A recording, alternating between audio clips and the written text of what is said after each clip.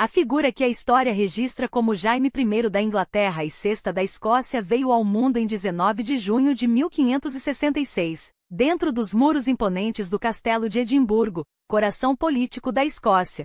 Sua origem, no entanto, está profundamente entrelaçada com uma das personagens mais fascinantes e controversas do século XVI, sua mãe Maria Stuart, mais conhecida como Maria, Rainha dos Escoceses. Enquanto seu pai, Henry Stuart Lord Darley, teve um papel secundário em sua formação, foi a trajetória turbulenta de Maria que moldou os primeiros anos de vida do futuro monarca e, consequentemente, o destino de toda uma nação. Maria Stuart não era uma rainha comum.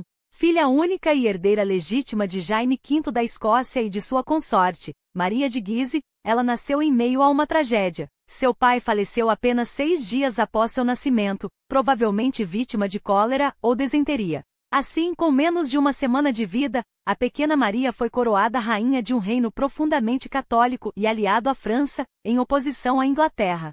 Sua mãe, Maria de Guise, uma católica devota, garantiu que a educação da filha fosse conduzida na corte francesa, onde a jovem rainha cresceu imersa nos valores da Igreja Romana durante as décadas de 1540 e 1550. Somente na virada da década de 1560, já na adolescência, Maria retornaria à Escócia para assumir pessoalmente o trono, mas o cenário que ela encontrou não era mais o mesmo. Enquanto esteve ausente, a reforma protestante ganhou força no país, impulsionada por pregadores calvinistas como John Knox. Os senhores escoceses, muitos deles agora convertidos ao protestantismo, resistiam à influência francesa e à tentativa de Maria de Guise de manter a Escócia sob o domínio católico. A situação se agravou com a ascensão de Elizabeth I ao trono inglês em 1558, uma monarca protestante que alterou o equilíbrio de poder nas Ilhas Britânicas. Foi nesse contexto de tensão religiosa e política que Maria Stuart retornou à Escócia em 1561,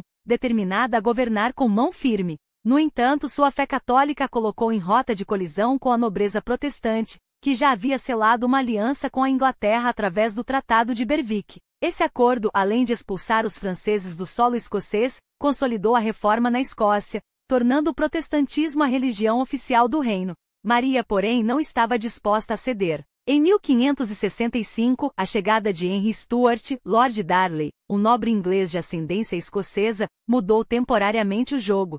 Darley, ambicioso e carismático, conquistou rapidamente o coração da rainha, apesar da oposição de grande parte da nobreza. O casamento foi celebrado no verão daquele ano, e em junho de 1566 nasceu Jaime, o único filho do casal. Mas a união desde o início foi marcada por conflitos. Darley, arrogante e dado à bebida, tentou dominar a corte, eclipsando a própria rainha. A gota d'água veio em março de 1566, quando ele e seus seguidores assassinaram brutalmente David Rizzio, secretário particular de Maria, na presença da rainha, então grávida de 6 meses. O nascimento de Jaime poucos meses depois, trouxe uma trégua frágil, mas a paz não durou. Em 1567, Maria iniciou um relacionamento com James Hepburn, o conde de Bothwell, um nobre de reputação duvidosa. Quando Darley foi encontrado morto em fevereiro daquele ano, estrangulado em um jardim próximo a Kirkfield, onde se recuperava de varíola, as suspeitas recaíram imediatamente sobre a rainha e seu novo amante. A situação piorou quando Maria, apenas 3 meses depois, casou-se com Bothwell, confirmando nas mãos da nobreza a certeza de que ambos haviam orquestrado o assassinato.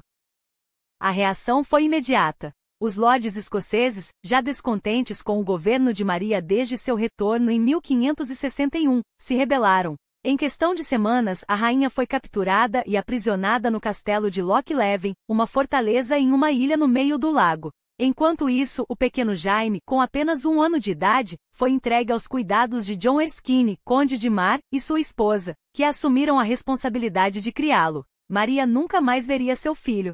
Com a rainha presa e a nobreza em franca revolta, a Escócia enfrentava um dilema: como governar um reino sem sua monarca legítima? Em uma época em que a autoridade real era considerada sagrada, depor uma rainha não era uma decisão trivial. No entanto, após anos de conflitos religiosos, acusações de tirania e o escândalo do assassinato de Darley, os lordes escoceses tinham motivos de sobra para justificar sua ação. Além disso, a figura de Maria era constantemente atacada por líderes protestantes como John Knox, que em 1558, havia publicado um manifesto incendiário contra o governo feminino, reforçando a ideia de que uma mulher, especialmente uma católica, não estava apta a governar. Assim, enquanto Maria permanecia confinada, o futuro de Jaime e da Escócia começava a ser traçado sob novas bases, longe da sombra de sua mãe e das disputas que marcaram seus primeiros anos. Não bastasse o peso de um trono imposto a um menino de colo, o destino de Jaime VI seria forjado entre intrigas, traições e uma sucessão de regentes que, longe de unirem a Escócia, mergulharam o reino em um ciclo de violência quase sem fim. O Manifesto contra o Governo Monstruoso das Mulheres, de John Knox, não era apenas um ataque a Maria. Era um reflexo do ódio que sua própria existência despertava entre os lords protestantes. E foi sob essa sombra de misoginia e fanatismo religioso que no verão de 1567, os nobres escoceses tomaram uma decisão irrevogável: depor a rainha. Não por justiça, não por lei, mas porque um bebê de 13 meses corado em berço de ouro oferecia uma alternativa muito mais conveniente. Assim, em 24 de julho de 1567, com menos de 1 ano e meio de vida, Jaime foi proclamado Jaime VI da Escócia. 5 dias depois, uma coroa pesada demais para sua cabeça foi colocada sobre seus cabelos finos em Stirling, enquanto o parlamento escocês, em dezembro daquele ano, selava com tinta e selos o que já estava consumado: a queda de Maria. Mas um rei criança não governa. Não decide, não comanda, não impõe sua vontade. E foi nesse vácuo de poder que nasceu um sistema frágil e perigoso: a regência. Um arranjo onde homens, nunca mulheres, disputariam o controle da Escócia em nome de um menino que mal conseguia falar. O primeiro a assumir esse papel foi Jaime Stewart, primeiro conde de Moray, meio-tio de Jaime e filho ilegítimo de Jaime V. Um homem que não fosse o acidente de seu nascimento, teria sido rei em 1542, mas que agora, em 1567, via sua chance de governar, não como monarca, mas como poder por trás do trono. Enquanto Moray tecia alianças e consolidava seu domínio, o pequeno Jaime era entregue aos cuidados de preceptores escolhidos a dedo, homens como George Buchanan, o erudito humanista que moldaria não apenas sua mente, mas sua visão de mundo. Sob sua tutela, o futuro rei aprendeu a dominar o latim com elegância, a escrever com precisão e a navegar entre o escocês, o francês e o grego, habilidades que, mais tarde, fariam dele um dos monarcas mais cultos de sua época. Mas havia uma lição ainda mais crucial: a fé. Apesar de Maria tê-lo batizado como católico, Jaime foi criado na fé protestante, não por convicção própria, mas por cálculo político. Uma Escócia reformada não toleraria um rei papista. No entanto, a regência de Moray não seria longa. A história, como sempre, se repetiria com sangue. Em 2 de maio de 1568, Maria, presa em Loch Leven, arquitetou uma fuga audaciosa com a ajuda de George Douglas, irmão do homem encarregado de vigiá-la. Em poucos dias reuniu um exército aliando-se a Archibald Campbell, quinto conde de Argyll, um protestante que, apesar de suas divergências com Moray, não aceitava a deposição da rainha. O confronto foi inevitável. Em 13 de maio, em Langside, perto de Glasgow, as forças de Moray esmagaram as de Maria. Derrotada, ela fugiu para o sul, cruzando a fronteira inglesa em busca de refúgio junto à prima Elizabeth. Mas a rainha da Inglaterra não era aliada, era carcereira. Maria passaria os próximos 18 anos e meio presa em castelos do norte da Inglaterra, um fantasma vivo que assombrava as relações entre os dois reinos. Enquanto isso, na Escócia, a instabilidade reinava. Moray foi assassinado em 1570 por um partidário de Maria. Seu sucessor, Matthew Stewart, quarto conde de Lennox, avô paterno de Jaime, duraria apenas 1 ano e meio antes de ser morto em Stirling. John Erskine, sexto conde de Mar, assumiu então a regência, mas sua morte suspeita, possivelmente envenenado, abriu caminho para o último e mais duradouro dos regentes, Jaime Douglas, quarto conde de Morton. Sob seu comando, a Escócia finalmente respiraria um pouco de estabilidade, ainda que frágil. Mas Jaime, agora com 6 anos, começava a perceber o mundo ao seu redor. Criado em Stirling, rodeado por nobres ambiciosos e tutores rígidos, ele aprendia não só as letras, mas as lições mais cruéis do poder. Buchanan, com sua erudição implacável, ensinou-lhe que um rei devia ser sábio, mas também astuto. Que a religião era uma ferramenta, não uma crença cega. E que em um reino dividido, a moderação poderia ser tão perigosa quanto a radicalidade. Quando completou 13 anos, em 1579, Jaime já não era mais uma criança. Em uma época em que a adolescência não existia como conceitos, os 13 anos marcavam o limiar da idade adulta, e 30 anos antes, seu primo, Eduardo VI da Inglaterra, já governava sozinho nessa idade. O momento de Jaime estava próximo, mas a Escócia que ele herdaria não seria a de sua mãe, nem a dos regentes que o criaram.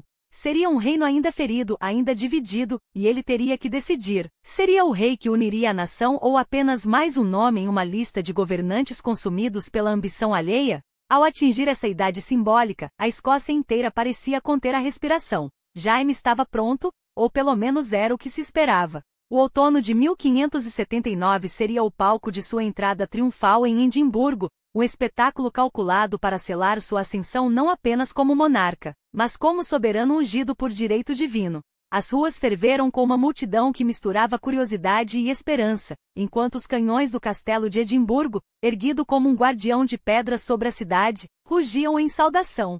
Era a encenação perfeita de um novo começo. Mas por trás da pompa e das promessas, a realidade era muito menos gloriosa. Jaime não estava assumindo o controle de um reino, estava trocando de tutores. Do jugo de Morton, cujo governo regencial havia sido uma mistura de pragmatismo e brutalidade, ele passou diretamente para as mãos de Esme Stuart, senhor de Aubigny, um nobre franco-escocês de sangue real primo por parte de pai. A transição foi tão súbita quanto reveladora. Morton, o homem que por anos havia governado em nome do jovem rei, foi afastado sem cerimônia. De Aubigny, agora no comando, não perdeu tempo. Em 1581, foi coroado conde de Lennox, enquanto Morton, acusado de cumplicidade no assassinato de Darley, o pai de Jaime, foi arrastado para o cadafalso em junho daquele mesmo ano. Uma execução que soou como um aviso. A era dos regentes havia terminado, mas a era dos favoritos estava apenas começando.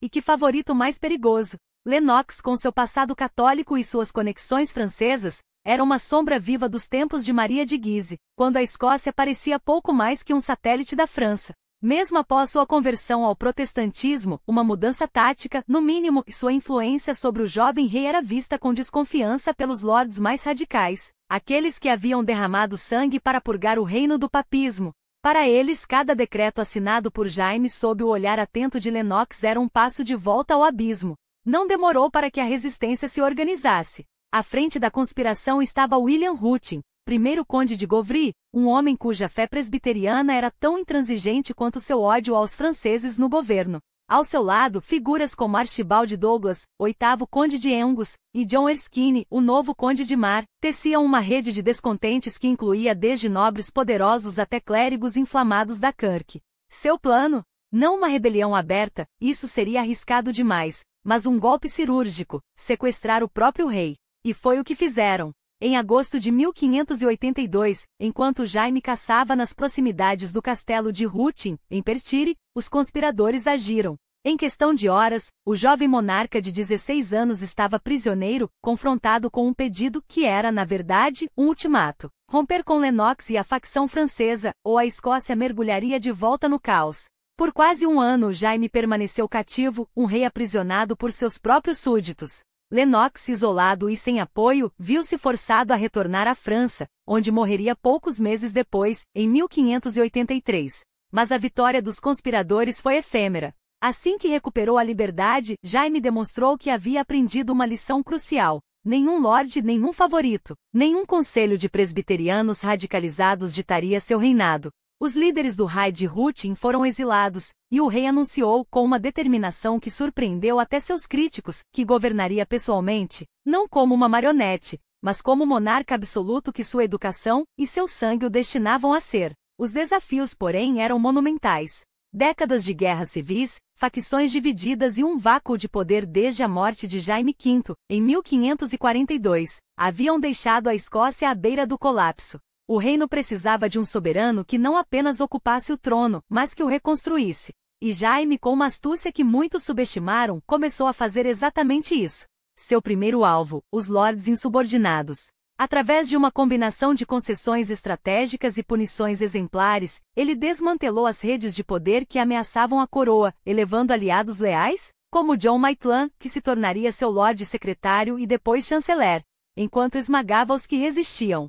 A máquina administrativa de Edimburgo, antes frágil e fragmentada, começou a ganhar músculos, centralizando recursos e autoridade de forma que nenhum lorde, por mais poderoso que fosse, pudesse desafiar impunemente. Mas a verdadeira prova de fogo não estava nos salões do poder, e sim nas igrejas. A reforma escocesa havia triunfado no papel, mas a alma do reino ainda estava dividida.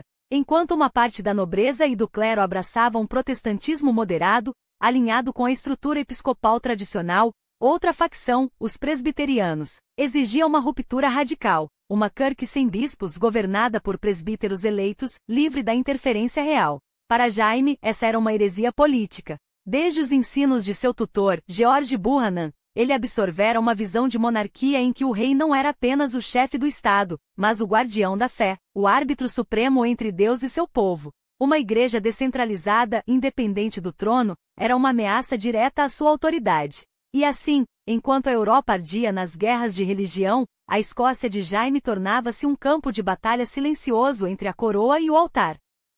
No tabuleiro internacional, no entanto, o jovem rei jogava com uma habilidade que poucos esperavam. A aliança com a Inglaterra, antes impensável para uma nação que passará séculos resistindo à influência Southern, agora se tornava não apenas conveniente, mas necessária. O Tratado de Berwick, assinado em 1586, foi mais do que um acordo de não agressão, foi um reconhecimento mútuo de que, em um continente dilacerado entre católicos e protestantes, Escócia e Inglaterra, unidas pela fé reformada, tinham mais a ganhar como aliadas do que como inimigas. Para Jaime, era também um movimento calculado. Enquanto a Espanha de Felipe II e a França dos Guise conspiravam para esmagar o protestantismo, a Escócia não poderia se dar ao luxo de explorar a fraqueza inglesa. Melhor garantir que, quando a tempestade chegasse, as fronteiras ao sul estivessem fechadas, e não abertas para uma invasão. Mas o destino de Maria Stuart, sua mãe, lançaria uma sombra ainda mais longa sobre o reinado de Jaime. Enquanto o Tratado de Berwick consolidava a aliança com a Inglaterra, os eventos que se desenrolavam ao sul fariam tremer os alicerces da política europeia. Maria, presa há quase 2 décadas em castelos e mansões da Inglaterra, primeiro em Bolton, depois em Tuturi, Sheffield e finalmente em Fotheringhay, vivia uma prisão dourada, servida por dezenas de criados, cercada de luxos, mas inegavelmente uma refém. Seu crime?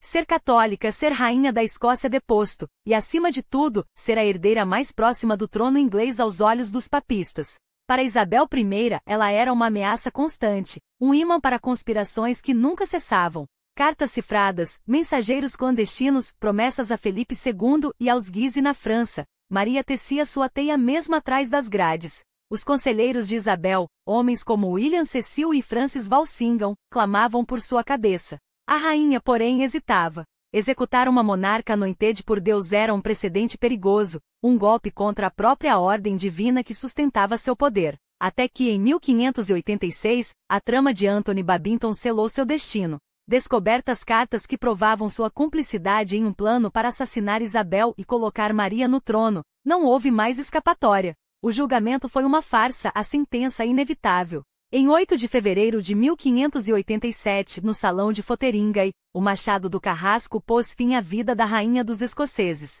A notícia chegou a Jaime como um golpe. Ele denunciou o ato como abominável, uma violência contra a majestade real, mas sua fúria foi contida, calculada. Não rompeu com a Inglaterra. Não retirou seu apoio ao Tratado de Berwick. E, crucialmente, não moveu um dedo quando a armada espanhola, derrotada e dispersa, arrastou seus navios destroçados pelas costas escocesas em 1588. Por quê? Porque Jaime, mais do que qualquer outro, sabia que seu futuro não estava apenas em Edimburgo, mas em Londres. Isabel I, a rainha virgem, nunca se casara. Sem herdeiros diretos, a linha Tudor se extinguiria com ela. E Jaime, neto de Margarida Tudor, irmã de Henrique VIII, era o próximo na fila. Um trono inglês à espera, desde que não cometesse o erro de desafiar Isabel agora. Assim engoliu o orgulho, aceitou as pensões anuais que Londres lhe enviava e aguardou. Seu reino, porém, precisava de um herdeiro. E aqui residia um dilema. Jaime, cujo gosto por jovens cortesãos como o Duque de Lennox ou o Conde de Bothwell era um segredo mal guardado, não poderia escapar ao dever dinástico. Em 1589, casou-se por procuração com Ana da Dinamarca, filha de Frederico II, uma princesa de apenas 14 anos. O casamento foi consumado em Oslo, mas a lua de mel terminou antes de começar. Quando Ana chegou à Escócia, descobriu não apenas um marido distante, mas um corte que sussurrava sobre suas preferências. Ainda assim, cumpriu seu papel. Em 1594, deu à luz Henrique Frederico, o tão esperado herdeiro. 6 outros filhos se seguiriam, embora apenas 2, Isabel e Carlos, sobreviveriam à infância. Enquanto isso, os conflitos entre o casal se multiplicavam, ela devota e obstinada, ele ausente, obcecado por seus favoritos masculinos e por teorias de governo que escrevia com a mesma paixão com que perseguia bruxas. Sim, bruxas. Porque os anos 1590 marcaram não apenas a consolidação do poder de Jaime, mas também seu mergulho nas trevas da paranoia. A Europa ardia em caças às bruxas, na Alemanha, na Suíça, na Escócia. Em 1590, quando uma tempestade quase afundou o navio que trazia Ana da Dinamarca, rumores se espalharam. Era obra de feitiçaria, orquestrada por covens em North Berwick. Jaime, convencido, lançou-se às investigações com um zelo quase fanático. As confissões, arrancadas sob tortura, confirmaram seus piores medos. Dezenas foram queimadas. O episódio, mais tarde, inspiraria As Bruxas de Macbeth, peça que Shakespeare escreveria sob seu patrocínio. Em 1597 publicou Demonologia, um tratado que misturava teologia, direito e histeria coletiva, defendendo a perseguição implacável às servas de Satanás. Não era mera superstição, era política. Num mundo onde a heresia e a rebelião andavam de mãos dadas, as bruxas eram mais uma ameaça à ordem que ele, como rei ungido por Deus, devia erradicar. E a ordem, para Jaime, significava uniformidade. Especialmente nas terras altas, onde os clãs gaélicos governavam como senhores feudais, falando uma língua que ele desprezava e vivendo segundo costumes que considerava bárbaros. Para ele, o Gai de Altache, o mundo gaélico do norte e das ilhas, era um espinho cravado no flanco de seu reino, tão selvagem quanto a Irlanda para os ingleses.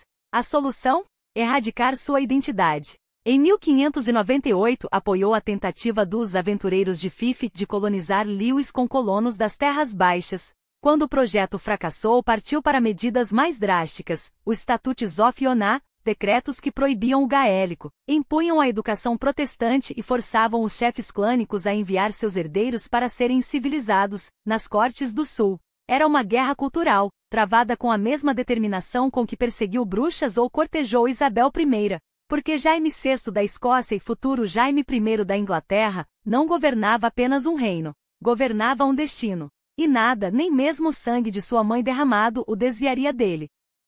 Mas os valores da Loveland Society não se impunham apenas por decretos. Jaime foi além, arrancou os herdeiros dos clãs das Iglands e das Hébridas exteriores de suas terras ancestrais e os enviou para as escolas do sul, onde o gaélico era um pecado e a civilização renascentista, uma cruzada. Não era mera assimilação, era uma cirurgia cultural. E essa tática não era nova. Os Tudor já a haviam aperfeiçoado na Irlanda meio século antes, esmagando a identidade gaélica sob o peso de uma civilidade importada. Tudo para dobrar as dezenas de lords irlandeses à coroa. O resultado? Uma chaga aberta que em 1595 explodiu na Guerra dos 9 Anos, um conflito que quase arrancou a Irlanda das mãos inglesas. À frente da revolta estava Hugh O'Neill, o conde de Tyrone, senhor supremo de Ulster, cujo nome soava como um desafio direto à autoridade de Londres. E aqui Jaime se viu em um xadrez mortal. Seus próprios lairds escoceses simpatizavam com a causa de O'Neill. Afinal, os Redshanks das Ilhas Ocidentais já cruzavam o mar para lutar ao lado dos irlandeses, enquanto armas e pólvora escorriam dos portos escoceses para Ulster. O rei da Escócia não podia apoiar abertamente a rebelião, mas também não a sufocava. Por quê? Porque um O'Neill vitorioso seria um desastre para a Inglaterra, mas uma Irlanda instável, sob controle frágil, era um trunfo para Jaime. Se Elizabeth morresse e outro herdeiro ocupasse o trono inglês, melhor que Londres sangrasse em solo irlandês do que voltasse seus canhões para o norte. A história, porém, lhe poupou a dúvida. Em 24 de março de 1603, Elizabeth expirou em Richmond, e antes mesmo que seu corpo esmorecesse, Robert Cecil já movia as peças. Não por lealdade, mas por cálculo. O ministro-chefe da rainha havia tecido, em segredo, uma rede de cartas com Jaime por anos, garantindo que, quando a velha leoa caísse, o escocês descesse sem resistência. Não era o herdeiro mais legítimo, havia pelo menos uma dúzia de pretendentes com sangue tão ou mais puro, alguns católicos, outros protestantes demais para o gosto dos establishment londrino.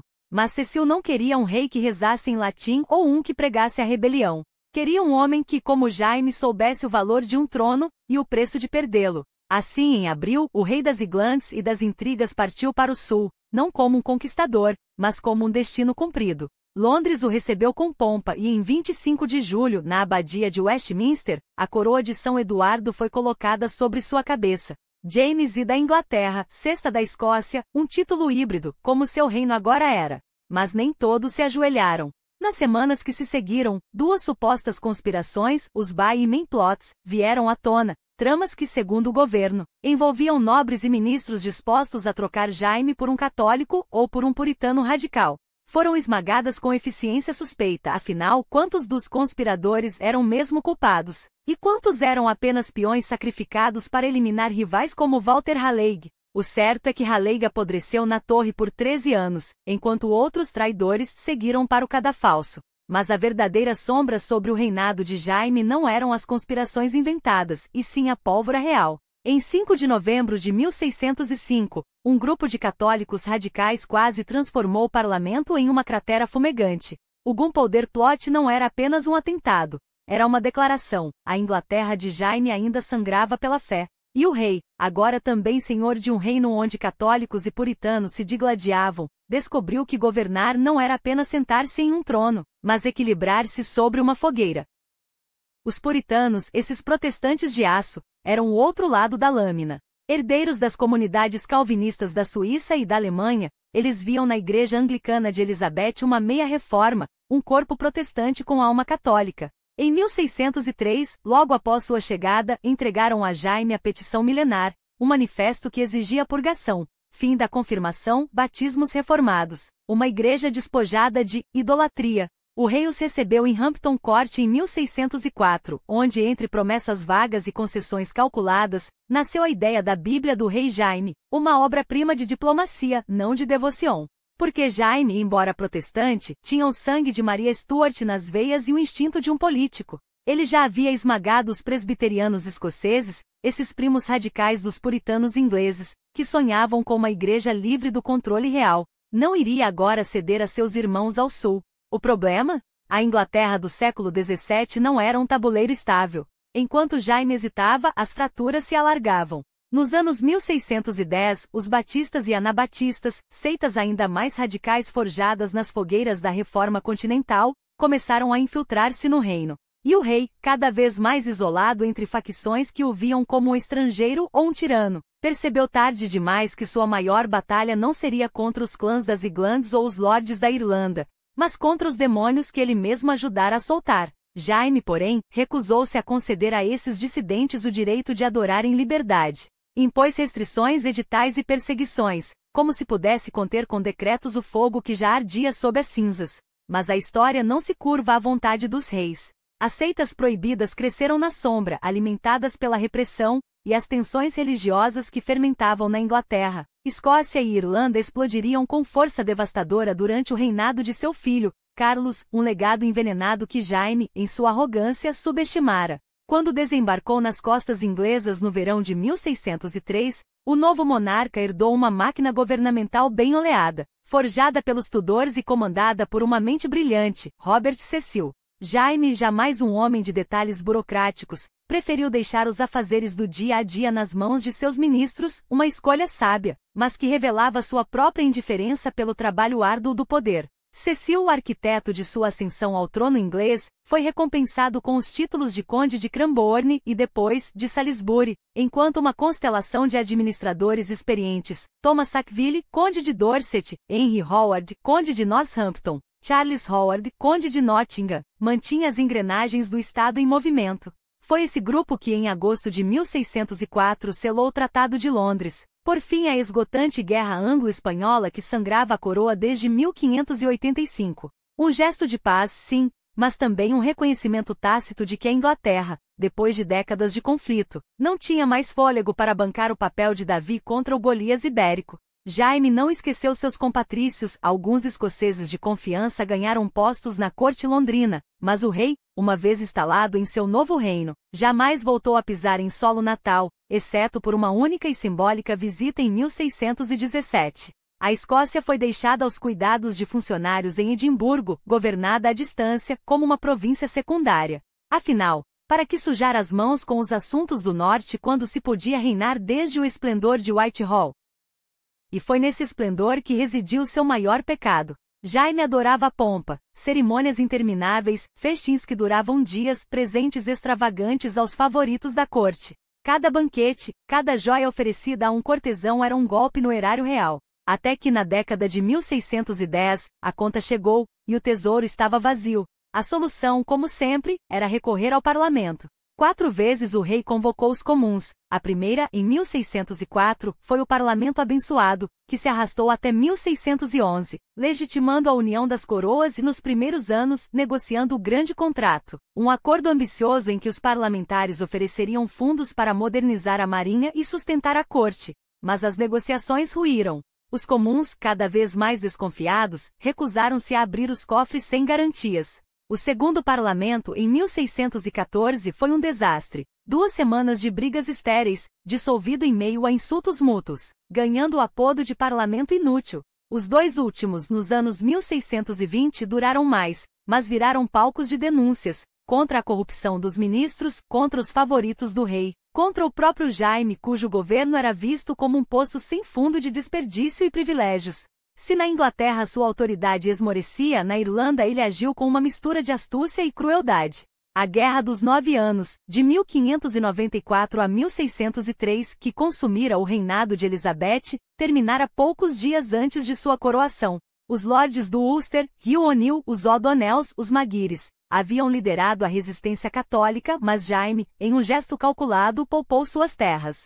Até que em 1607, a traição os consumiu. O'Neill e seus aliados fugiram para o continente, buscando em Madrid e Roma o apoio para uma nova cruzada. Foi o estupim. As terras de Ulster, vastas e férteis, foram declaradas confiscadas. Não se tratava apenas de punição, era uma obra-prima de engenharia política. A plantação do Ulster, iniciada em 1609, seria o grande projeto britânico de Jaime, um símbolo da união das coroas, onde escoceses e ingleses dividiriam o butim.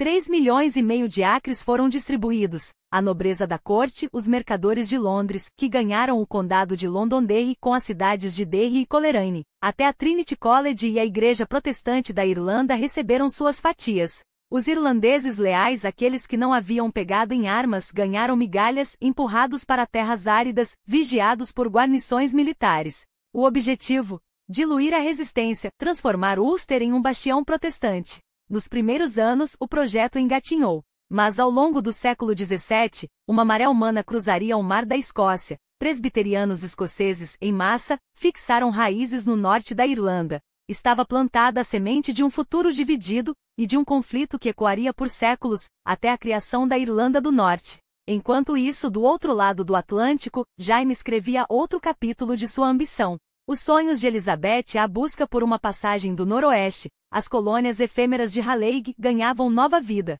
Em 1606, a Companhia da Virgínia foi fundada por mercadores e aristocratas sedentos por ouro e glória. Um ano depois, em um pântano malário da costa da Virgínia, ergueu-se Jamestown, a primeira colônia inglesa permanente na América. Uma homenagem ao rei? Sim. Um empreendimento condenado? Quase. Nos primeiros anos, a fome e a doença dizimaram os colonos. Mas Jaime, mesmo à distância, havia lançado as bases de algo maior, não um império ainda, mas a promessa dele. E promessas, como ele bem sabia, eram moedas que os reis gastavam sem medo, mesmo quando o preço seria pago por outros. Mas o destino de Jamestown mudou quando o tabaco, aquele ouro verde que queimava nos lábios dos europeus, encontrou nas terras virginias o solo perfeito para florescer. Na década de 1610, enquanto os colonos aprendiam a domar a planta que se tornaria a salvação econômica da colônia, outros aventureiros ingleses já miravam mais ao sul, nas águas turquesas do Caribe. Nevis e St. Kitts, ilhas ainda intocadas pelo açúcar que logo se transformaria no novo ouro branco da Europa, começaram a receber os primeiros postos avançados da ambição inglesa. Não era mais apenas sobre sobreviver, era sobre dominar. E Jaime I, mesmo nos estertores de seu reinado, via seu império nascente se esticar como uma teia frágil, mas implacável, sobre o Atlântico.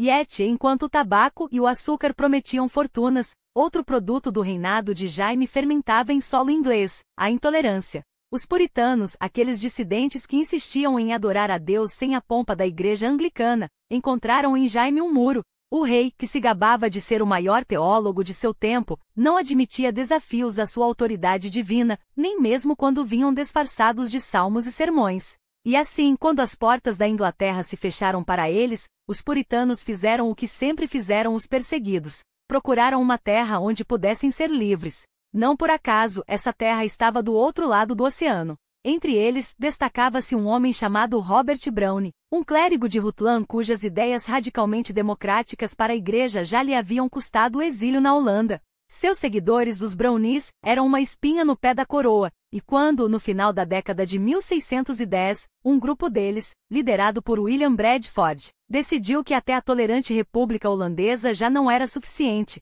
o destino deles se cruzou com o de um navio chamado Mayflower. Em 1620, depois de rejeitarem opções como a Guiana, onde o calor e a hostilidade dos nativos prometiam um fim rápido, aqueles peregrinos embarcaram rumo ao desconhecido. Quando pisaram em Plymouth, na costa de Massachusetts, não encontraram ouro nem cidades de mármore, mas uma terra brutal e uma liberdade que valia mais que qualquer riqueza. 10 anos depois, John Winthrop e sua frota de puritanos chegariam para fundar Boston, transformando o sonho de uma nova Inglaterra em realidade. Enquanto isso, na Virgínia, as margens do rio James já se cobriam de plantações de tabaco, e colonos escoceses e ingleses invadiam Ulster, rearrumando o mapa da Irlanda com sangue e arado. O império de Jaime crescia, mas não sem custos. E o maior deles não seria pago em moedas nem em terras, mas em lágrimas. Porque em outubro de 1612, quando o outono inglês deveria ter sido de festas, afinal, a filha do rei, Elizabeth, estava prestes a se casar com Frederico V, o eleitor palatino, unindo duas das maiores dinastias protestantes da Europa, a morte bateu à porta do palácio. Henrique Frederico, o príncipe herdeiro, adoeceu. Os relatórios da corte, primeiro preocupados, depois desesperados, descrevem uma agonia que durou dias. Os médicos impotentes registraram nos autópsias o que todos já sabiam. Não era veneno, mas febre tifoide, esse assassino silencioso que ceifava jovens sem piedade. Em 6 de novembro, Henrique morreu aos 18 anos, levando consigo as esperanças de um reinado que prometia ser brilhante. Jaime, quebrado, recusou-se até mesmo a comparecer ao funeral. O luto do rei foi tão profundo que por quase 4 anos, ele se negou a reconhecer formalmente seu segundo filho, Carlos, como herdeiro. Só em novembro de 1616, quando o tempo já havia cicatrizado, mas não curado, a ferida, é que Carlos foi finalmente investido como príncipe de Gales. Mas a morte não poupou apenas o herdeiro. Naquele mesmo ano fatídico de 1612, Robert Cecil, o gênio político que havia guiado Jaime através dos labirintos do poder, sucumbiu aos 48 anos, deixando um vazio no coração do governo. Sem Cecil, a máquina do Estado começou a engasgar. E foi então que Jaime, como tantos monarcas antes e depois dele, recorreu ao remédio mais perigoso de todos, os favoritos. O primeiro deles, Robert Carr, conde de Somerset, subiu como espuma, nomeado Lord Chamberlain em 1614. Por 2 anos, governou com mão de ferro, até que um escândalo de adultério e assassinato o derrubou. Mas Jaime, em vez de aprender com o desastre, mergulhou ainda mais fundo. George Villiers, um jovem de pouco mais de 20 anos, cativou o rei com seu charme e ambição. Em 1616, Villiers já era o Duque de Buckingham, e seu poder não conhecia limites. Controlava o conselho privado, distribuía cargos como se fossem doces, e enriquecia a cada dia. Historiadores ainda discutem se o que unia Jaime e Buckingham era apenas uma obsessão platônica ou algo mais íntimo. O que não se discute é que Buckingham soube explorar cada fraqueza do rei para se tornar o homem mais poderoso da Grã-Bretanha, e que nos últimos 10 anos do reinado de Jaime, a sombra dele se estendeu sobre tudo. E enquanto a corte se afogava em intrigas, a Europa ardia. O casamento de Elizabeth com Frederico V, celebrado em fevereiro de 1613 após o luto por Henrique, deveria ter sido um triunfo. Afinal, os dois jovens, nascidos na mesma semana de agosto de 1596, pareciam genuinamente afeiçoados um ao outro, uma raridade nos casamentos dinásticos. Mas o destino, como sempre, tinha outros planos. Porque quando em 1618, os Habsburgos austríacos decidiram esmagar o protestantismo na Boêmia, Frederico não pôde ficar de braços cruzados. Em 1619, aceitou a coroa boêmia oferecida pelos lordes protestantes e desafiou o império. Foi o estupim. A Guerra dos 30 Anos, o conflito mais sangrento da Europa moderna, havia começado. E Jaime, que sonhara ser o pacificador do continente, veria sua filha e seu genro arrastados para o abismo, enquanto ele próprio, envelhecido e cada vez mais isolado, tentava em vão conter o fogo com palavras. Jaime tentou, em desespero, mediar as tensões entre os estados protestantes e católicos que compunham o Sacro Império Romano-Germânico, mas seus apelos caíram no vazio. À medida que a guerra se voltava contra Frederico nos primeiros anos da década de 1620, o rei, agora enredado em um jogo perigoso, passou a oferecer ajuda clandestina ao genro e aos aliados protestantes na Europa Central. Não era o apoio maciço que a situação exigia, e a razão era simples: o erário inglês estava à beira do colapso. Anos de extravagância na corte, somados à administração predatória de Somerset e Buckingham, haviam drenado os cofres da coroa. O parlamento, cansado de financiar os caprichos de Jaime sem garantias de reforma, recusava-se a liberar novos subsídios. Foi nesse contexto de crise que em 1621, um homem improvável emergiu como a última esperança de salvar as finanças do reino: Lionel Cranfield, o mercador londrino, membro do parlamento e administrador implacável.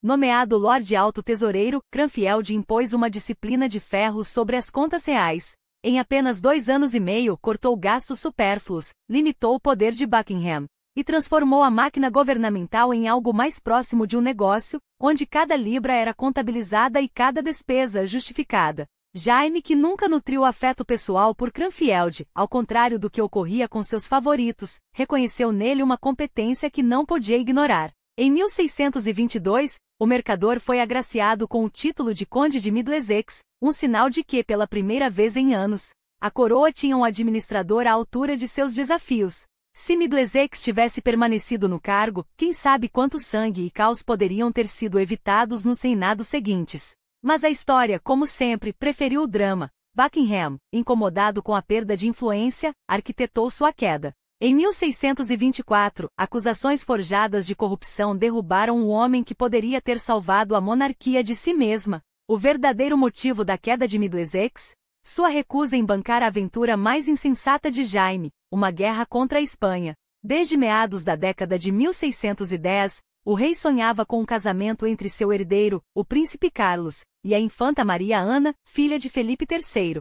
A ideia era impopular entre os protestantes ingleses, que viam na Espanha um inimigo histórico, mas Jaime insistia. Uma aliança com Madrid neutralizaria a ameaça francesa, muito mais perigosa para os interesses ingleses. As negociações arrastaram-se até 1621, quando a morte de Felipe III levou Felipe IV ao trono. Determinado a fechar o acordo, Carlos e Buckingham partiram para a Espanha em 1623, apenas para serem humilhados. Os espanhóis, desdenhosos, rejeitaram suas propostas. O ultraje foi instantâneo. Da noite para o dia, a política externa de Jaime foi virada de cabeça para baixo. A Inglaterra, agora, preparava-se para a guerra. Enquanto os falcões da corte clamavam por vingança, Carlos, cada vez mais independente do pai doente, tramava seu próprio jogo. Em 1625, selou um novo acordo matrimonial, desta vez com Luís XIII da França, casando-se com Henriqueta Maria. Jaime não viveria para ver o casamento. Seu corpo, já debilitado desde o início da década por gota, artrite e os temidos cálculos renais, uma tortura na época,